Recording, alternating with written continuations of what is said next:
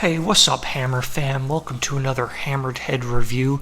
Today we got a thematic double whammy, looking at two different rebel soldiers from Hoth and Endor. These guys are coming at us from the Power of the Force line, which is pretty low quality, but they're like $2 each, so if you want to build your rebel army, this is a good place to start. Here's the Hoth one. Dude looks kind of freaky, but that's kind of normal for Power of the Force. A lot of the figures are like disproportionate, so nothing new there. He's got a cool picture of the guy. He's got a nice beard. Survival backpack and blaster rifle, so he can blast people. Yeah, that is a nice picture. It shows a good one there. He is human.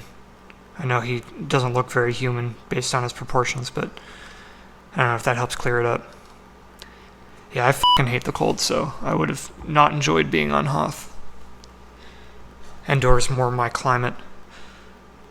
This guy comes with a freeze frame action slide we'll take a look at later. Looks kind of fun in there, kind of like a G.I. Joe or something. I don't know if this is like a grenade or a canteen, but the backpack is kind of nice coloring.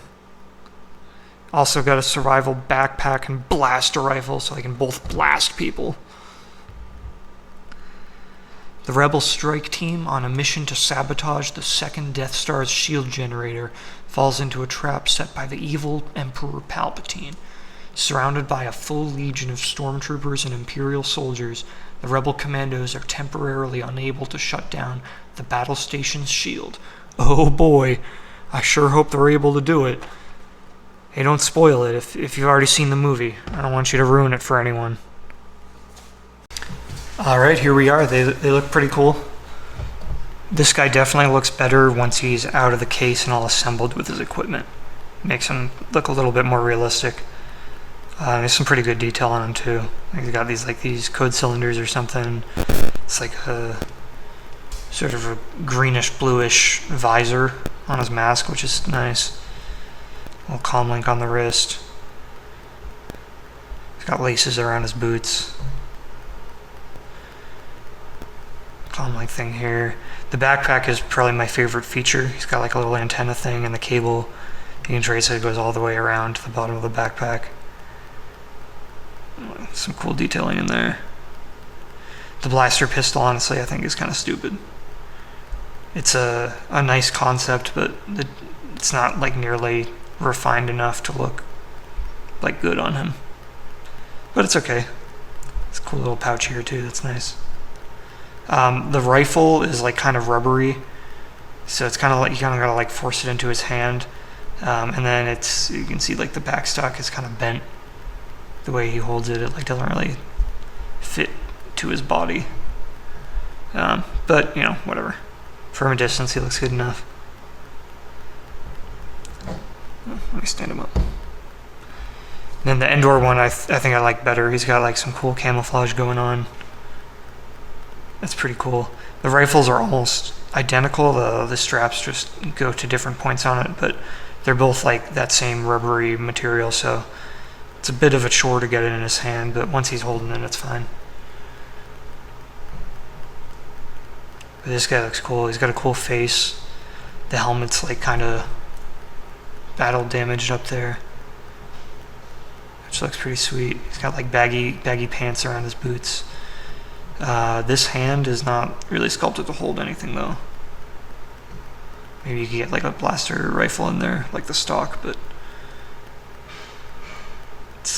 it's not as gripping as some of the other ones. But the same thing here. The backpack is my favorite part on this guy. It's a really cool color scheme, but he doesn't have the antenna that the Hoth one had. But other than that, it's pretty fun. It does stick like way the fuck up over his shoulders for some reason, which would look good. I kind of like that like concept, but it's like hollow. You can see into it, so it just makes it look kind of fake. But I don't know, maybe you like store stuff in there or something. Yeah, so they do have pretty much the same backpack. I just want to try swapping them and see what it looks like. I'm sure it's going to be dumb as shit, but I'm curious and I'm going to do it. Yeah, so there it is. It does look pretty stupid, but they do fit. maybe if you wanted to repaint them for whatever reason, I guess you could, but that seems kind of unnecessary to me. Might as well just keep the ones they're given. But, you know, if you wanted to try it, there you go. Concept proven. And if you wanted to sling their rifles, you can. They both fit on pretty nicely. I think it looks better on the Hoth Trooper, just the way they did the sling. On the Endor one, it kind of like looks too rigid. But it's firmly in there, they'll stay. So, you know, from a distance, I think it looks okay.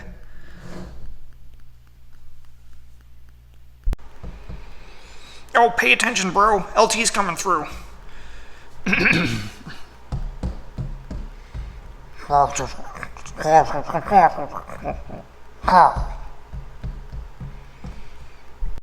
And last up, we got the freeze frame slide from the Endor Trooper. Endor Rebel Soldier. The mission on Endor's forest moon goes temporarily awry. Let me see if I can get this guy to focus. There we go.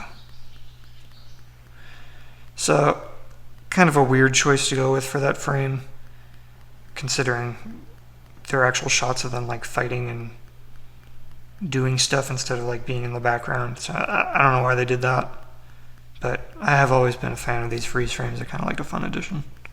Oh, there you go. That's the Hoth and Endor Rebel Trooper from Power of the Force line. Not great, not terrible, but they're cheap. So if you're looking for some troop builders for your Rebel army, especially that Endor one, these are probably some good pickups. Hey, let me know in the comments what you think of these figures. Don't forget to subscribe on YouTube, Instagram, and to check out the Patreon page. Be on the lookout for some upcoming HammeredHead reviews, and remember, stay hammered.